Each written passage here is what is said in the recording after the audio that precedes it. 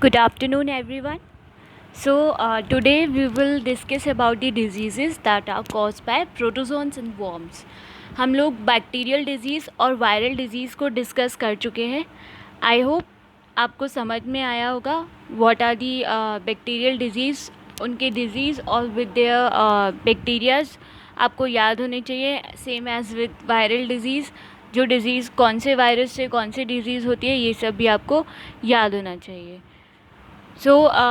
Today we will discuss disease caused by protozoan and worms. So let's start. First is malaria. अब malaria हम सबको पता है क्यों बोलते हैं कि पानी इकट्ठा मत कीजिए, कूलर का पानी रेगुलरली साफ़ कीजिए और जहाँ पे भी वाटर कलेक्ट हो रहा है वहाँ से उसको रिमूव करने के लिए बोला जाता है. बिकॉज कुछ इंसेक्ट्स होते हैं जो इस जो ये डिज़ीज़ फैलाते हैं. So these are known as vectors. तो मलेरिया भी क्या है, एक वेक्टर से ही फैलता है. ऐसे ही बहुत सारी डिजीज़ हैं जो वेक्टर्स से फैलती हैं. तो वेक्टर्स किन्हें कहते हैं हम?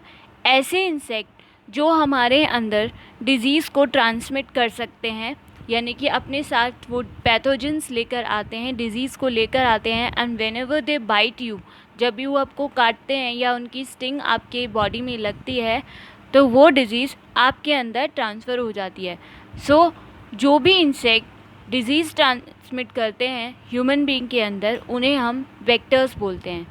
Insect that can transmit disease to human are referred as vectors. तो मलेरिया भी वेक्टर से ही होता है, दैट इज़ प्लाज्मोडियम. और वो किस इंसेक्ट के काटने से होता है? एनोफिल्स. जो मॉस्किटो है, फीमेल मॉस्किटो एनोफिल्स, उसकी वजह से मलेरिया होता है, क्योंकि वो अपने साथ प्लाज्मोडियम कैरी करके लाती है, which causes malaria in human being. ऐसे ही जो फाइलेरिया है, फाइलेरिया जो हम आगे डिस्कस करेंगे कि फाइलेरियासिस क्या है. तो फाइलेरिया को जो कॉज करता है वेक्टर, उसका नाम है क्यूलेक्स. डेंगू को कॉज करने वाला वेक्टर है एडिस. और काला अज़र को स्प्रेड करने वाला है सैंड फ्लाई. इनको हम वन बाय वन आगे डिस्कस करेंगे. So first is kala Azhar. इसको हम ब्लैक फीवर भी बोलते हैं या फिर डम फीवर भी बोला जाता है. ये किस प्रोटोजोन की वजह से होता है? एक प्रोटोजोआ जिसका नाम क्या है? लेशमानिया डोनोवानी. इसीलिए इसको लेशमानियासिस भी बोलते हैं, क्योंकि ये कौन सी क्लास से बिलोंग करता है? लेशमानिया से. सो जो काला अज़र है वो कौन से प्रोटोजोआ से होता है? लेशमानिया डोनोवानी. और इसको हम और भी क्या क्या बोलते हैं?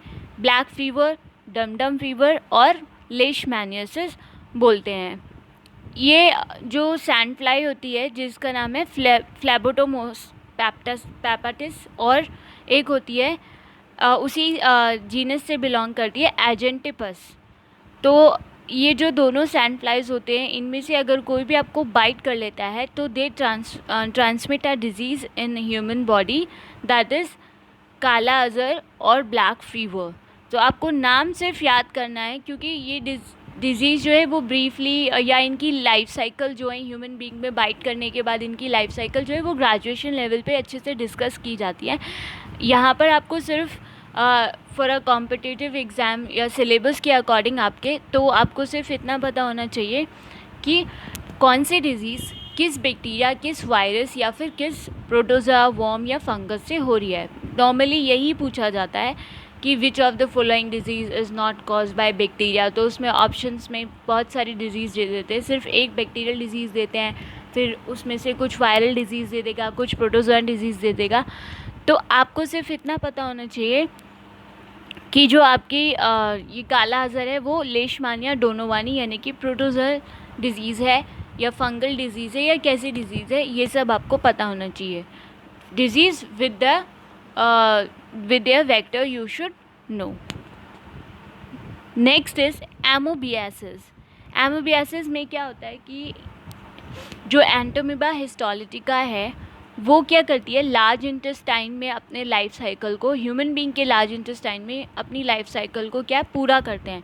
जैसे ही ये जो आपको बाइट करेगा इंसेक्ट, उसके बाद क्या होगा कि they will start their life cycle in your large intestine.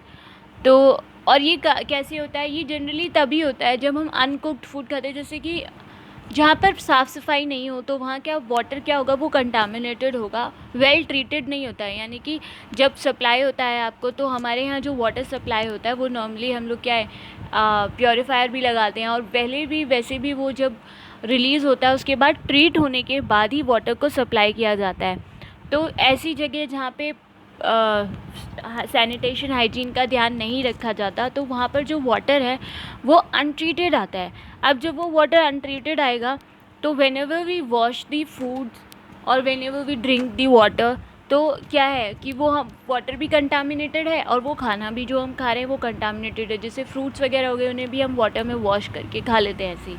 तो उसकी वजह से क्या होता है, ये जो एंटीमीबा हिस्टोलिटिका है वो हमारी बॉडी में एंटर कर जाता है, और जो लार्ज इंटेस्टाइन में पहुँचते ही अपनी लाइफ साइकिल को वहाँ पर कंप्लीट करने लग जाता है, और इसी वजह से हमें एमीबियासिस हो जाता है। सो यू शुड रिमेंबर कि एमीबियासिस किससे होगा, एंटीमीबा हिस्टोलिटिका। मेन यही है कि आपको याद रखना है कि हु स्प्रेड एमीबियासिस, तो Entamoeba histolytica. Next is sleeping sickness. अब ये भी प्रोटोजोआ से होने वाली डिजीज़ है, और जो प्रोटोजोआ है वो कौन सी क्लास से बिलोंग करता है, मैस्टिगोफोरा से, और उसका जीनस क्या है, ट्रिपैनोसोमा। इसीलिए इस डिज़ीज़ को हम ट्रिपैनोसोमियासिस भी बोलते हैं। सो स्लीपिंग सिकनेस का दूसरा नाम आपको याद रखना है, क्या होता है, ट्रिपैनोसोमियासिस, और ये कौन सी क्लास से बिलोंग करता है, मैस्टिगोफोरा से। ये क्या है, टिसी फ्लाई से होता है। ये जो बाइट करती है तो ब्लड सक करती है हमारी बॉडी से, तो ब्लड सक करती है, जैसे कि वो इन्फेक्टेड बीइंग को या फिर किसी एनिमल को बाइट करके आई है, या ह्यूमन बीइंग को बाइट करके आई है जिसके अंदर कुछ पैथोजेंस हैं। तो वो पैथोजेंस क्या है, वो जब हेल्दी पर्सन को बाइट करेगी, उनका ब्लड सक करेगी, तो वो एंटर कर जाएंगे and they will start completing their life cycle. और जब तक वो लाइफ साइकिल कंप्लीट होती है तब तक क्या है, स्लीपिंग सिकनेस यानी कि ट्रिपैनोसोमियासिस से हम लोग सफ़र करते हैं। सो याद रखना है कि स्लीपिंग सिकनेस किसकी वजह से होता है, ट्रिपैनोसोमा। और वेक्टर पूछ लेता है तो टी से फ्लाई आपको बोलना है, टी से फ्लाई से होता है क्या, स्लीपिंग सिकनेस, जिसका दूसरा नाम क्या होता है, ट्रिपैनोसोमियासिस। और ये फैलता किस प्रोटोजोआ की वजह से है, मैस्टिगोफोरा ट्रिपैनोसोमा, और इसीलिए इसका नाम ट्रिपैनोसोमियासिस भी रखा गया है। Next is ascariasis. अब ये एस्कैरियोसिस क्या है, ये किसकी वजह से होती है, एक इन्फेक्शन एस्कैरिस लुम्ब्रियोकॉइड से होती है। इसका आपको कैसे पहचान सकते हैं, जो इंटरनल ब्लीडिंग है वो ज़्यादा होने लगती है। ये क्या है, हमारे जो स्मॉल इंटेस्टाइन होता है उसमें अपनी लाइफ साइकिल को ये वॉर्म, यानी कि ये जो राउंड वॉर्म टाइप होता है, उसमें आप गूगल पे सर्च करके इमेजेस में देख सकते हैं कि वहाँ पर क्या है, डॉक्टर्स जो है वो ट्रीट करते हैं। तो जो हमारा स्मॉल इंटेस्टाइन है उसके अंदर ये जो वॉर्म्स है, राउंड वॉर्म्स है, वो पाए जाते हैं। वो अपनी लाइफ साइकिल को वहाँ पर कंप्लीट कर रहे होते हैं।